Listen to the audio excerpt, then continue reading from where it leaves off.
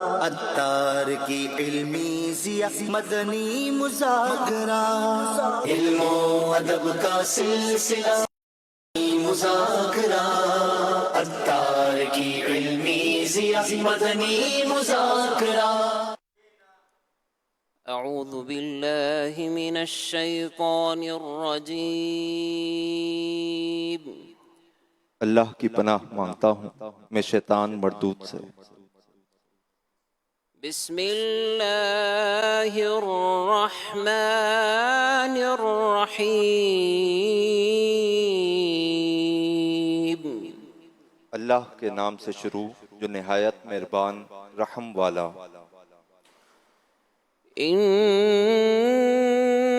مثل عیسی عند اللہ کمثل آدم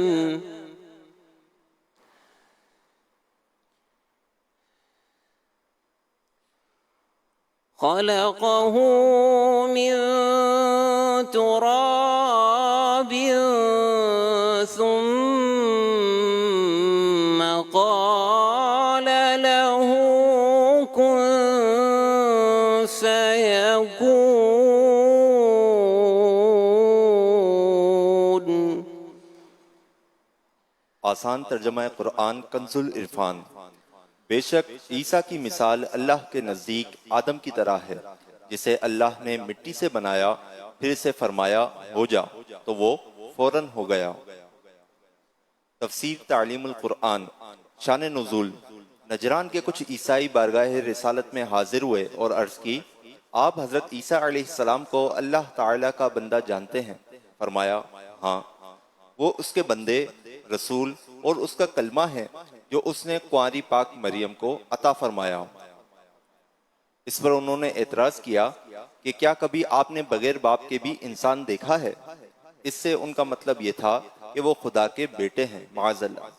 اس پر یہ آیت نازل ہوئی اور بتایا گیا کہ حضرت عیسیٰ علیہ السلام تو صرف باپ کے بغیر پیدا ہوئے، جبکہ حضرت آدم علیہ السلام تو ماں اور باپ دونوں کے بغیر مٹی سے بنایا اور کن ہو جا کے کلمے سے پیدا فرمایا۔ جب تم انہیں اللہ تعالیٰ کی مخلوق اور بندہ مانتے ہو تو حضرت عیسیٰ علیہ السلام کو مخلوق خدا اور بندہ الہی ماننے میں کیا تعجب ہے؟ الحق من ربك فلا تكن من الممترين۔ آسان ترجمہ قرآن کنز العرفان۔ اے سننے والے، حق تیرے رب کی طرف سے ہے، بس تم شک کرنے والوں میں سے نہ ہونا۔ تفسیر تعلیم القرآن۔ فرمایا کہ اے سننے والے، حق وہی ہے جو تیرے رب کی طرف سے ہو، اور حضرت عیسیٰ علیہ السلام کا واقعہ بھی چونکہ اللہ تعالیٰ نے بیان فرمایا، لہٰذا یہ حق ہے اور تم اس میں کوئی شک نہ کرنا۔ فمن حاجك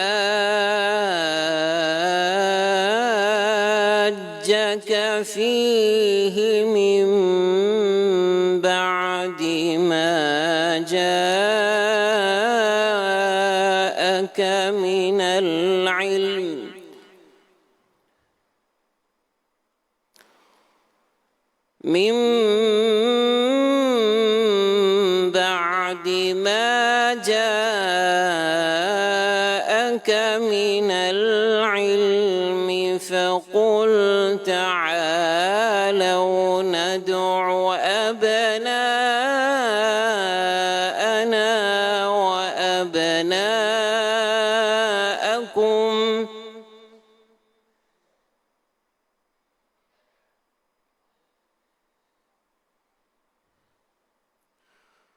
فقل تعالوا ندع أبناءنا وأبناءكم ونساءكم وأنفسنا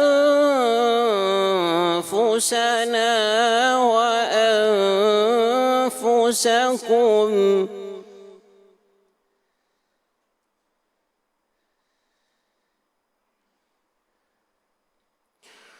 وأنفسنا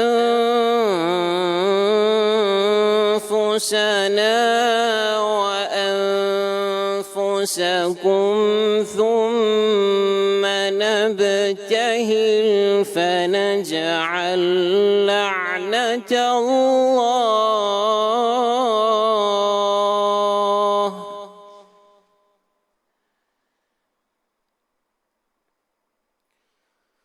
ثم نبتهل فنجعل لعنة الله على الكاذبين.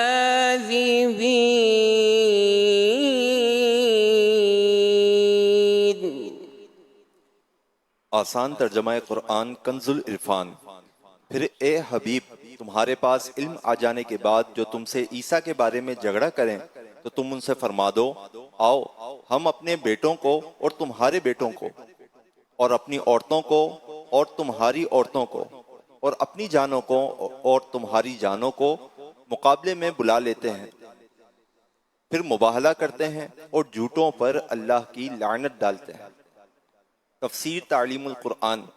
عیسائیوں کے نجرانی وفد سے کئی دن گفتگو جاری رہی، لیکن وہ راہ راست پر نہ آئے تو یہ آیت نازل ہوئی کہ اے حبیب صلی اللہ علیہ وآلہ وسلم، تمہارے پاس علم آ جانے کے بعد عیسائیوں میں سے جو لوگ حضرت عیسیٰ علیہ السلام کے بارے میں بحث کریں تو تم انہیں یہ چیلنج کر دو کہ آؤ ہم اپنے اپنے بیٹوں، عورتوں اور جانوں کو مقابلے میں مباہلے کے لیے بلاتے ہیں اور جھوٹوں پر لعنت بیچتے ہیں، یوں کہ اے اللہ حضرت عیسیٰ علیہ السلام کے معاملے میں جو جھوٹا ہو اس پر لعنت فرما۔ جب نجران کے عیسائیوں کو یہ آیت پڑھ کر سنا کر دعوت مباہلہ دی گئی تو وہ کہنے لگے ہم مشورہ کر کے کل جواب دیں گے۔ پھر اگلے دن عیسائی بارگاہ رسالت میں حاضر ہوئے تو انہوں نے یہ منظر دیکھا کہ حضور انور صلی اللہ علیہ وسلم کی گود میں امام حسین اور دست مبارک میں امام حسن کا ہاتھ ہے، حضرت فاطمہ اور حضرت علی رضی اللہ عنہم حضور صلی اللہ علیہ وآلہ وسلم کے پیچھے ہیں، اور آپ صلی اللہ علیہ وآلہ وسلم ان سب سے فرما رہے ہیں کہ جب میں دعا کروں تو تم آمین کہنا۔ جب نجران کے سب سے بڑے عیسائی پادری نے ان حضرات کو دیکھا تو کہنے لگا اے عیسائیوں، میں ایسے چہرے دیکھ رہا ہوں کہ اگر یہ لوگ اللہ تعالیٰ سے پہاڑ ہٹانے کی دعا کریں تو وہ پہاڑ کو اس کی جگہ سے ہٹا دے، ان سے مباہلہ نہ کرنا ورنہ ہلاک ہو جاؤ گے، اور قیامت تک روئے زمین پر کوئی عیسائی باقی نہ رہے گا۔ یہ سن کر عیسائیوں نے بارگاہ رسالت میں عرض کی ہم مباہلہ نہیں کریں گے۔ آخرکار انہوں نے جزیہ دینا منظور کیا مگر مباہلہ کے لیے تیار نہ ہوئے۔ اہم باتیں: نمبر 1، مباہلے کا عمومی مفہوم یہ ہے کہ دو مد مقابل افراد آپس میں یوں دعا کریں کہ اگر تم حق پر اور میں باطل پر ہوں تو اللہ تعالیٰ مجھے ہلاک کر دے، اور اگر میں حق پر اور تم باطل پر ہو تو اللہ تعالیٰ تجھے ہلاک کرے، پھر یہی بات دوسرا فریق کہے۔ نمبر 2، مباہلہ دین کے یقینی مسائل میں سے ہی ہونا چاہیے، لہٰذا اسلام کی حقانیت پر تو مباہلہ ہو سکتا ہے، حنفی، شافعی اختلافی مسائل میں نہیں۔ صدق اللہ العظیم۔ آپ کی نسبت بنانا حسین، بڑی دولت بنانا حسین، آپ کی نسبت بنانا حسین، بڑی دولت بنانا حسین، آپ کی نسبت بنانا حسین، آپ کی نسبت بنانا حسین، ہے بڑی دولت نانا حسین ہے بڑی دولت نانا حسین دور کر فرقت نانا حسین دور کر فرقت نانا حسین اپنی دے قربت نانا حسین اپنی دے قربت بنانا حسین دے قربت بنانا حسین اپنی دے قربت بنانا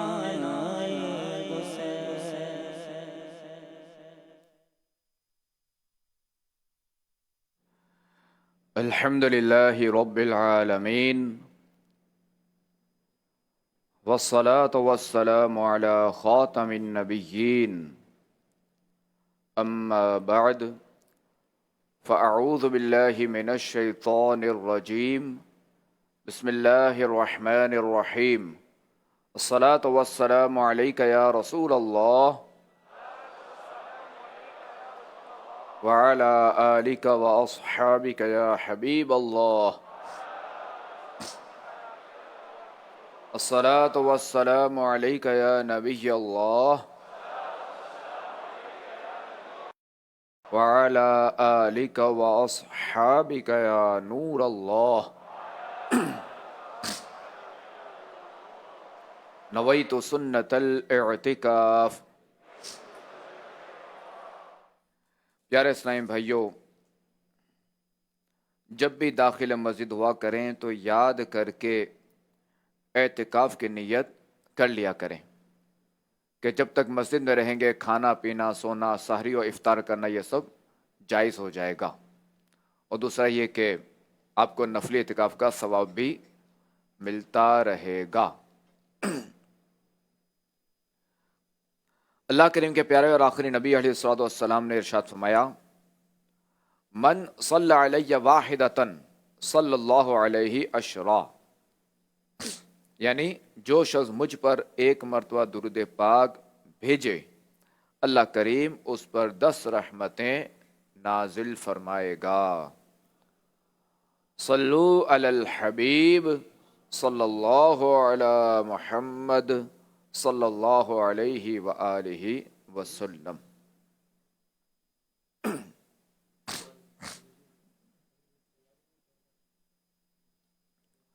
آج محرم شریف کی 6ٹھی شب ہے. الحمدللہ الکریم پہلی محرم سے جو ہے وہ مدنی مذاکروں کا سلسلہ جاری ہے، جس میں امیر سنت سے مختلف موضوعات پر سوالات کی ترکیب ہوتی ہے، جس میں امیر سنت جو ہے وہ اپنے علم کے مطابق تجربے کی بنا پہ اور جو ہے وہ علم و حکمت سے بھرے مدنی پھول ارشاد فرماتے ہیں. اور یہ مدنی مذاکرہ بذریعہ مدنی چینل لائیو بھی ٹیلی کاسٹ کیا جاتا ہے. اسی طرح جو میرے سنت کا جو فیس بک پیج ہے، مدنی چینل کا جو پیج ہے، اس پہ بھی یہ لائیو کیا جاتا ہے. الحمدللہ الکریم اس وقت جو ہے وہ فیضان صحابہ و اہل بیت جو ٹرین لاہور سے آئی ہے اس کے ہمارے اسلامی بھائی یہاں موجود ہیں. الحمدللہ الکریم ماشاء اللہ الکریم. اور یہ کہ ملتان ریجن سے بھی اسلامی بھائی آئے ہوئے ہیں. اللہ کریم ان سب کا آنا قبول فرمائے. اللہ کریم ثواب آخرت سے محروم نہ فرمائے.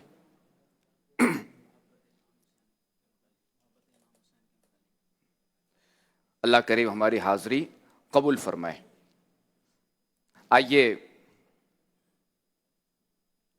جن کی یاد میں یہ مدنی مذاکرے کی جاتے ہیں، کیونکہ یہ جو مدنی مذاکرے جو ابتدا ہوتی ہے نا، یہ مسلمانوں کے دوسرے خلیفہ حضرت عمر فاروق اعظم رضی اللہ تعالی عنہ کے دن سے یہ شروع ہوتے ہیں، اور اختتام جو ہے وہ مظلوم کربلا، شہیدان و اسیران کربلا، یعنی جو ہے وہ 10 جو ہے وہ محرم شریف تک یہ جاری رہتے ہیں.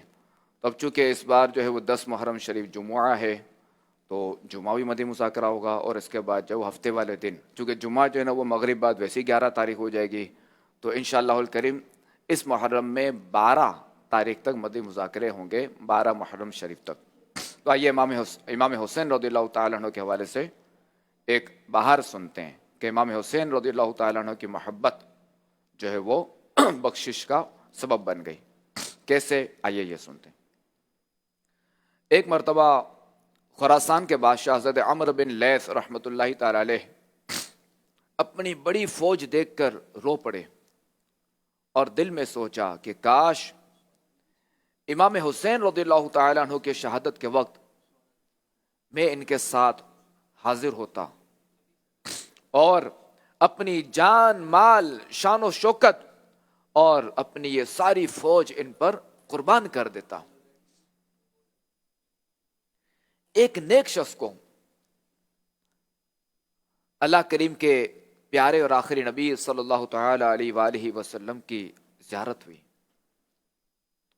نانہ حسنین خاتم النبیین صلی اللہ تعالی علیہ وآلہ وسلم نے فرمایا، عمرو بن لیث سے کہہ دو تمہارے دل میں جو خیال آیا ہمیں اس کا پتہ ہے، اور ہم نے تمہاری نیت قبول کر لی، اللہ کریم تمہیں اس پر بڑا ثواب عطا فرمائے۔ سبحان اللہ۔ یہ عرض کر دوں کہ جس نے خاتم النبیین صلی اللہ تعالی علیہ وآلہ وسلم کو دیکھا اس نے حق دیکھا، یعنی اس نے جو خاتم النبیین صلی اللہ تعالی علیہ وآلہ وسلم ہی کو دیکھا، چونکہ خاتم النبیین صلی اللہ تعالی علیہ وآلہ وسلم کی صورت میں شیطان نہیں آ سکتا۔ اور یہ احادیث مبارکہ میں چنانچہ حضرت عمرو بن لیث رحمۃ اللہ تعالی علیہ کی جب وفات ہوئی تو کسی نے خواب میں دیکھ کر پوچھا ما فعل اللہ بک، یعنی اللہ کریم نے آپ کے ساتھ کیا معاملہ فرمایا؟ تو انہوں نے کہا کہ امام حسین مظلوم کربلا، شہید کربلا، امام حسین رضی اللہ تعالی عنہ کی مدد کرنے کا جو خیال میرے دل میں آیا تھا، ان سے ہمدردی کا، ان کی شہادت پر جو مجھے جو تکلیف ہو رہی تھی اس کا جو خیال آیا تھا، کہ اس وقت جو حالات تھے اس کا جو مجھے خیال آیا تھا، وہی خیال میری بخشش کا سبب بن گیا۔ اور یہ واقعہ جو ہے نا، یہ واقعہ لکھا ہوا ہے مدارج النبوت میں، اور مدارج النبوت کن کی کتاب ہے؟ یہ شیخ محقق شیخ عبدالحق محدث دہلوی علیہ رحمۃ اللہ القوی ان کی کتاب ہے، اور انہوں نے یہ کتاب فارسی میں لکھی ہے، چونکہ شیخ صاحب کی جو ہے وہ بعض کتابیں فارسی میں ہیں اور بعض عربی میں بھی ہیں، تو دونوں زبانوں میں کی کتاب ہے۔ چونکہ پہلے جو نا یہ کیا کہتے ہیں، عموماً یہ ہوتا تھا کہ جو بھی علماء ہوتے تھے نا وہ فارسی بھی عموماً جانتے تھے۔ خود شیخ عبد القادر جیلانی رحمۃ اللہ تعالی علیہ اگرچہ کہ یوں تو ظاہر ہے کہ ان کی کتابیں عربی میں ہیں، مگر چونکہ وہاں جو نا عراق میں فارسی اب بھی چلتی ہے، اسی طرح سید اعلیٰ حضرت امام علیہ سنت رحمۃ اللہ تعالی علیہ کو دیکھا جائے تو ان کے بھی آپ کو جو ہے وہ فارسی میں آپ کو ان کی کتابیں کیا کہتے ہیں وہ سوالات کے جوابات ملیں گے، رسائل ملیں گے فارسی میں، اور بھی بے شمار علماء ہیں۔ امام غزالی رحمۃ اللہ تعالی علیہ، ان کی ایک کتاب تو مشہور احیاء العلوم جو کہ عربی میں ہے، منہاج العابدین جو کہ عربی میں ہے، مگر نسخہ کیمیا جس کو ہم کیمیا سعادت کہتے ہیں، ہے اس کا نام ہے نسخہ کیمیا غالباً۔ تو یہ جو کیمیا سعادت ہے یہ اصل جو ہے نا یہ فارسی میں، اسی طرح امام غزالی رحمۃ اللہ تعالی علیہ کی اور بھی کتابیں جو فارسی میں۔ تو خیر، امام حسین رضی اللہ تعالی عنہ کی محبت کام آ گئی۔ اللہ کریم سے دعا کرتے ہیں کہ اللہ کریم امام حسین رضی اللہ تعالی عنہ کے صدقے ہمیں جنت الفردوس میں اپنے آخری نبی علیہ الصلوۃ والسلام کا پڑوس عطا فرمائے، اور بروز قیامت ہمیں ان کی شفاعت نصیب فرمائے، اور ہمیں جو ہے وہ ان کے غلاموں میں رکھے، مرتے دم تک ہمارا یہی نظریہ ہو کہ امام حسین رضی اللہ تعالی عنہ کے ہم غلام ہیں، بس وہ ہمیں قبول فرما لیں۔ اور دعوت اسلامی ویسے ہی کہ یہ جو ہمارا اشرا ہے وہ فیضان صحابہ و اہل بیت، فیضان صحابہ و اہل بیت. ہر صحابی نبی، ہر صحابی نبی، چار یاران نبی، حضرت صدیق بھی اور عمر فاروق بھی، عثمان غنی، فاطمہ اور علی، جنتی جنتی جنتی جنتی.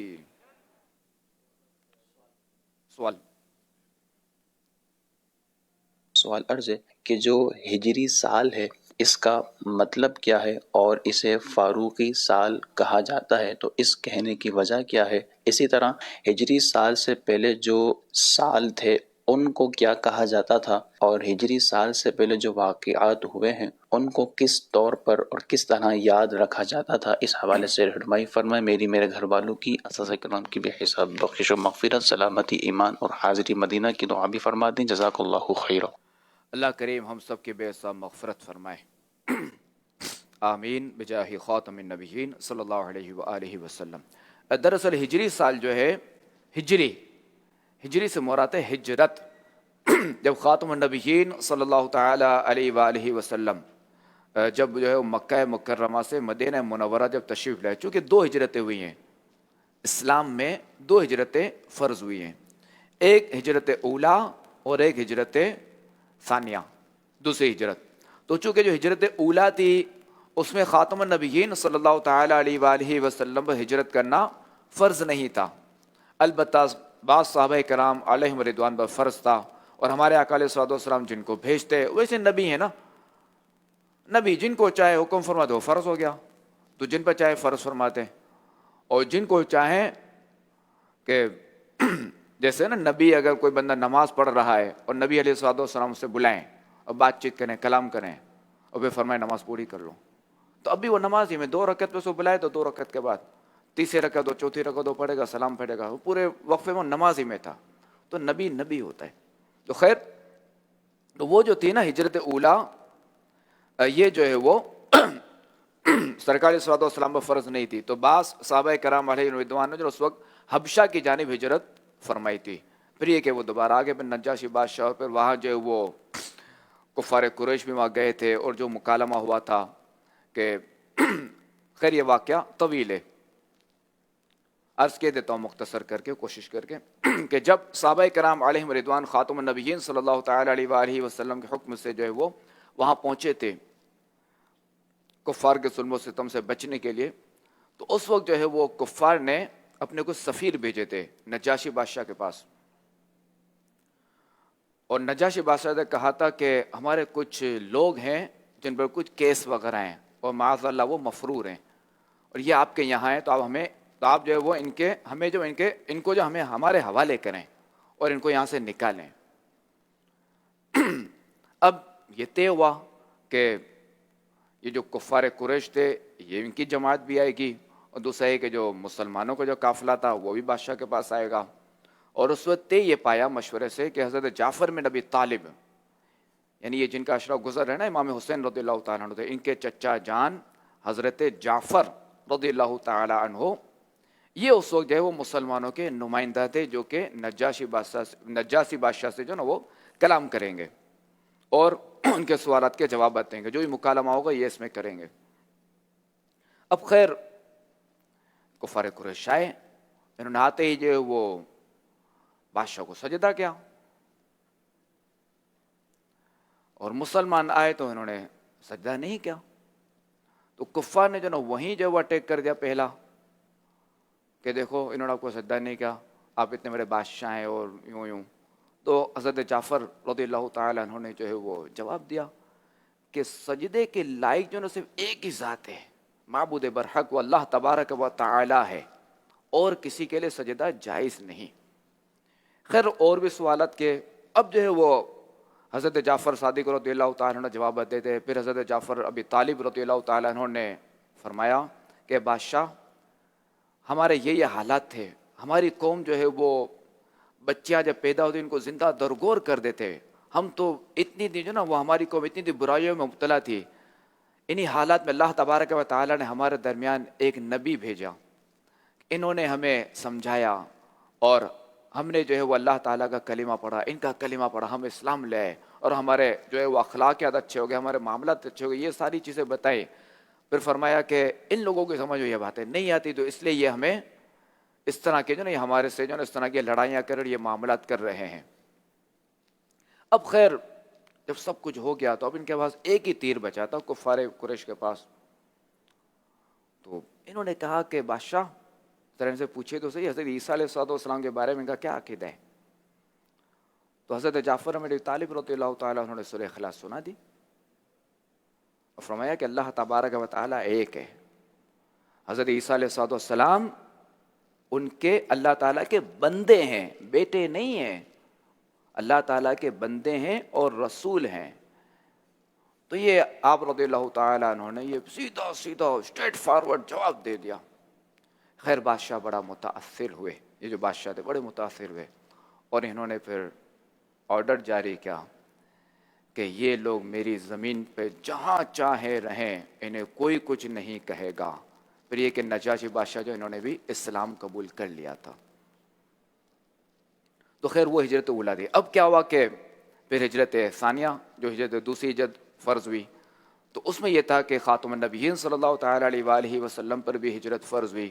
اور جب آپ علیہ السلام میں ہجرت فرض ہوئی تو اس وقت 53 ایئرس آپ کی عمر تھی, عمر شریف تھی. تو اب یہ جب ہمارے آقا علیہ السلام مدینہ منورہ جب تشریف لائے تو یہ 12 ربیع الاول تھا. تو اب یہ جو ہمارے آقا علیہ السلام نے ہجرت کی نا, تو فاروق اعظم رضی اللہ تعالیٰ عنہ جو کہ مسلمانوں کے دوسرے خلیفہ تھے, تو انہوں نے اس ہجرت کی یاد تازہ رکھنے کے لیے آپ رضی اللہ تعالیٰ عنہ نے جو نا وہ ہجری سن جاری کر دیا. اچھا اب یہ کہ اس سے پہلے کیا تھا, تو سرکار علیہ السلام کی ولادت سے لے کر جو 53 سال تک اس وجہ نا نبوی سال کہلاتا تھا.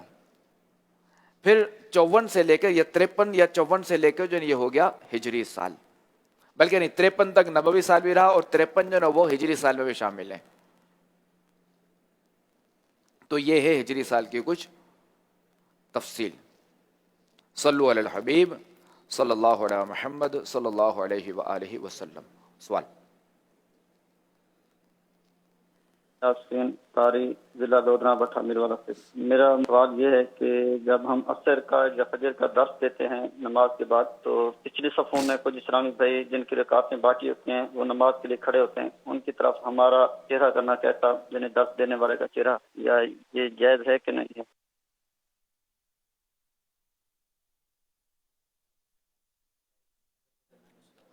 دیکھیں اگر ڈائریکٹ اگر چہرہ سامنے آ رہا ہے نا, تب تو ظاہر ہے کہ وہاں نہیں بیٹھا جائے گا درس وغیرہ دینے کے لیے, بلکہ ہم مڑیں گے بھی نہیں. بالکل ہم اس طرح اگر ہمیں نکلنا بھی نا تب بھی ہم نماز کی طرف چہرہ نہیں کریں گے. ڈائریکٹ اگر چہرہ نہیں ہو رہا تو پھر کوئی حرج نہیں ہے. اور بعض اوقات فاصلہ بھی اتنا ہوتا ہے کہ مسجد جیسے بڑی ہوتی ہے تو فاصلہ بہت ہوتا ہے, تو اس میں بھی کوئی حرج نہیں ہے. البتہ پھر بھی چہرہ سامنے رکھنے سے بچا جائے گا, چونکہ مسجد ایک ہی کمرہ ہے نا, تو چہرہ سامنے رکھنے سے بچا جائے گا. ہاں اگرچہ کہ درمیان میں سترا ہو, ہاں اگرچہ نہیں, یوں چونکہ سترا ایک ہاتھ جتنا ہوتا ہے نا, تو درمیان میں سترا بھی ہوگا تو سترے سے گزرنا جائز ہوگا, نمازی کی طرف دیکھنا جائز نہیں ہوگا. بھئی یہ ذہن میں رکھے بات. صلو علی الحبیب صلی اللہ علیہ محمد صلی اللہ علیہ وآلہ وسلم. محمد ابو بکر اتاری عرض کر رہا ہوں, اس شعر کا مطلب بتا دیں. باغ جنت کے ہیں بہرے مدعا خوان اہل بیت, تجھ کو مجتہا نار کا اے دشمنان اہل بیت. جزاک اللہ خیرا. یعنی یہ بالکل واضح ہے کہ باغ جنت کے ہیں بہرے مدح خانے اہل بیت. یعنی جو جنت کے جو باغ ہے نا, یہ خود اہل بیت کی مدحہ بیان کر رہے ہیں. تم کو مژدہ نار کا اے دشمنان اہل بیت, یعنی مجدہ، بعض کو مجدہ جو ہے نا خوشخبری کو بھی کہا جاتا ہے، اور بعض کو یہ خبر کو بھی کہا جاتا ہے، نارمل خبر کو. تو اے دشمنان بیت، تم کے لیے جو ہے نا وہ مجدہ نار ہے، تمہارے لیے خبر ہے کہ تم جو ہے نا ناری ہو. اللہ کریم ہمیں محبان اہل بیت میں رکھے، اللہ کریم ہمیں محبان صحابہ و اہل بیت میں رکھے. صلو علی الحبیب صلی اللہ علیہ محمد صلی اللہ علیہ وآلہ وسلم.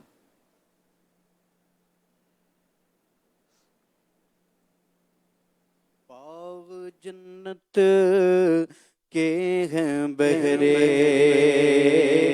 مدح خانے اہل بیت. باغ جنت کے ہیں بہرے مدح خانے اہل بیت. تم کو مجدہ نار کا دشمنان اہل بیت. تم کو مجدہ نار کا اے دشمنان اہل بیت. کس زبان سے ہو بیان عز و شان اہل بیت. کس زبان سے ہو بیان عز و شان اہل بیت. مدح گوئے مصطفیٰ ہے مدح خانے اہل بیت.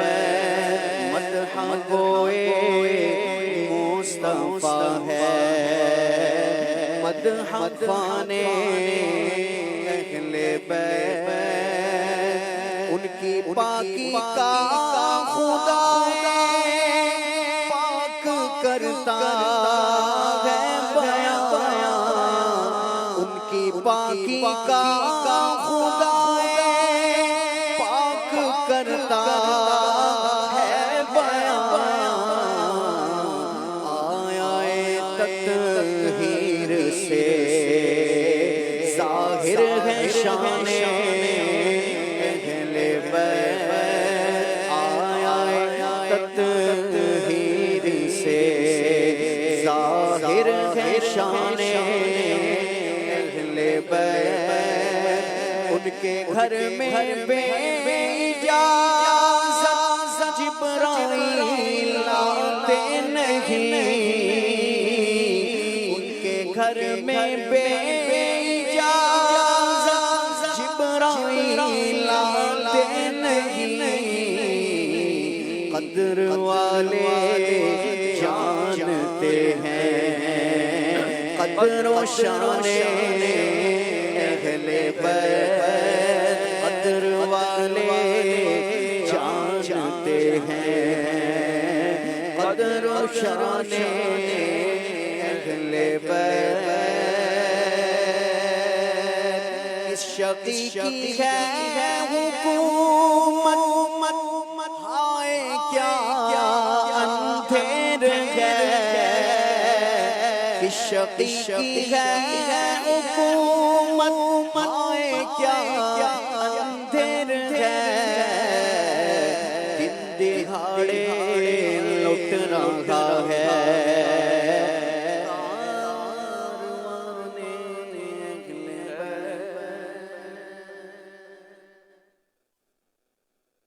یہ سوال کرنا تھا کہ اگر والدین بچوں کو بد دعائیں دیں، بچے بڑے ہو جائیں، تو اس کے لیے بچوں کو کیا صبر کرنا چاہیے کہ والدین کو بھی اپنے کردار میں کوئی بہتری لانی چاہیے؟ کیا کرنا چاہیے اولاد کو؟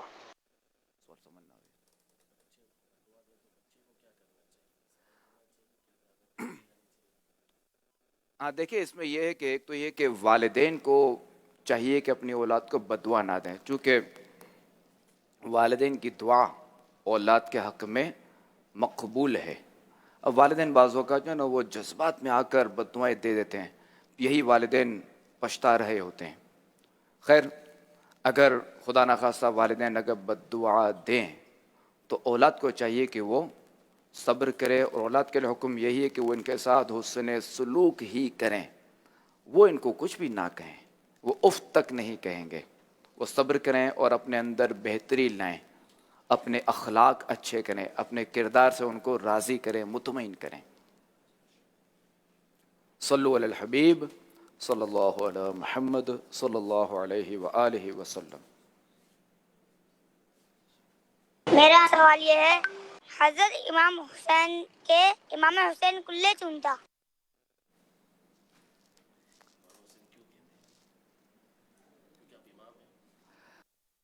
اس لیے کہ آپ رضی اللہ تعالیٰ عنہ امام ہیں، اور امام حسن بھی امام تھے، امام حسین بھی امام تھے۔ اور یہ دیکھیں کہ یہ دونوں جو نواسے ہیں نا، ان کی ایک خصوصیت ہے کہ حسین اور حسن، حسن اور حسین، یہ دونوں نام جو ہے نا، یہ سب سے پہلے جو حسن نام رکھا گیا یہ حضرت امام حسن رضی اللہ تعالی عنہ ہی کا نام رکھا گیا، اور کسی کا اس سے پہلے نہیں رکھا گیا۔ اسی طرح حسین نام یہ بھی سب سے پہلے حضرت امام حسین رضی اللہ تعالی عنہ ہی کا رکھا گیا، اس سے پہلے کسی کا یہ نام نہیں تھا۔ اور یہ نام جو نا وہ جنت سے اتارے گئے تھے۔ اسی طرح محمد نام بھی، یہ بھی خاتم النبیین صلی اللہ تعالی علیہ وآلہ وسلم کے شان ہے کہ یہ نام بھی کسی کا نہیں تھا، یہ بھی آپ علیہ الصلوۃ والسلام ہی کا تھا صرف۔ صلو علی الحبیب صلی اللہ علیہ محمد۔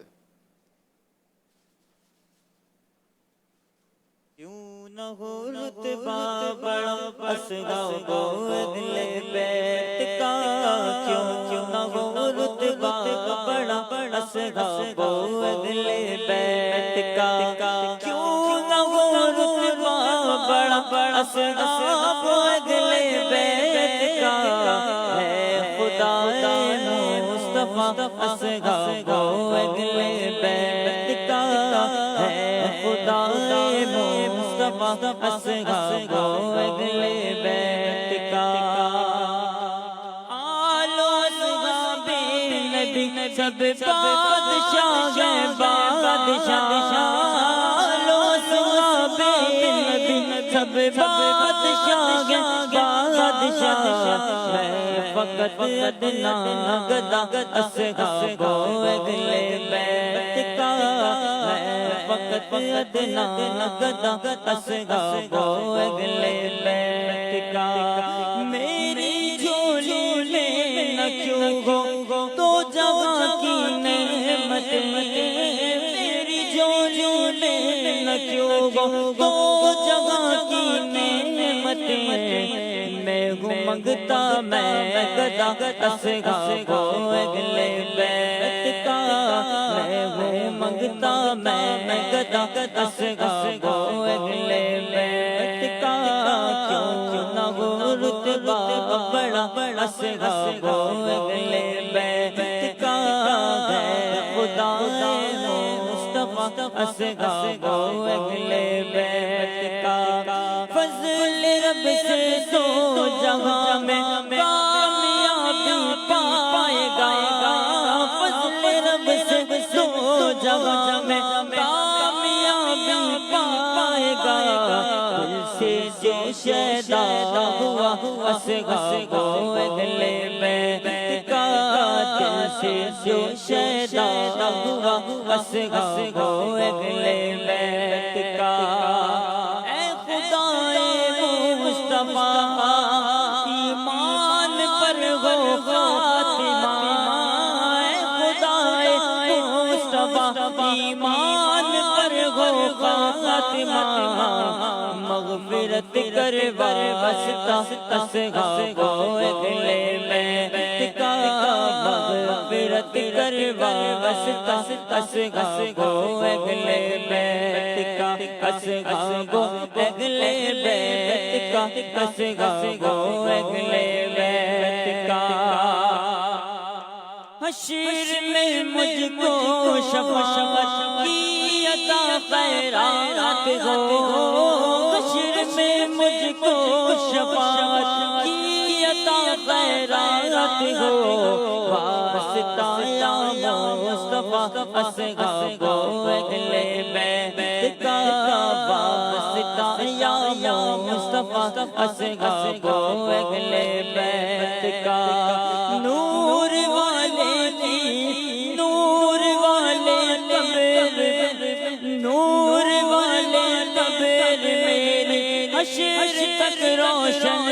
رہے نور والے قبر میری حشر تک روشن رہے واسطہ تم کو شگا اصغر کو اگلے بیت کا واسطہ تم کو شگا اصغر کو اگلے بیت کا نظم حسنین کے نانا کا جلوہ ہو نصیب نظم حسنین کے نانا کا جلوہ ہو نصیب یا الہی واسطہ اصغر کو اگلے بیت کا یا الہی واسطہ اصغر کو اگلے بیت کا اصغر کو اگلے بیت کا اصغر کو اگلے بیت کا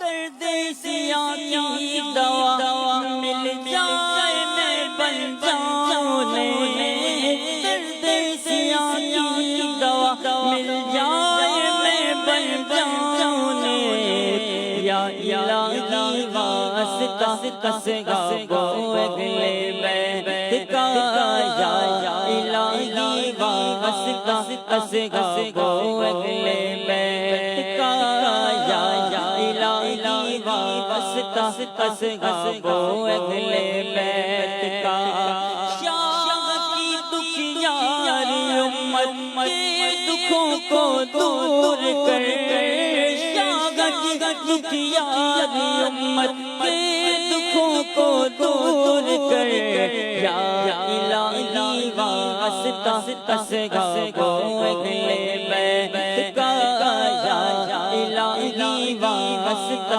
اصغر کو اگلے بیت کا یا الہی واسطہ اصغر کو اگلے بیت کا یا الہی شکریہ عطار کو تو نے کیا یا الہی شکریہ عطار کو تو نے کیا شعر گو مدحِ سرا اصغر کو اگلے بیت کا شعر گو مدحِ سرا اصغر کو اگلے بیت کا کیوں نہ ہو رتبہ بڑا اصغر کو اگلے بیت کا ہے خدا مصطفیٰ اصغر کو اگلے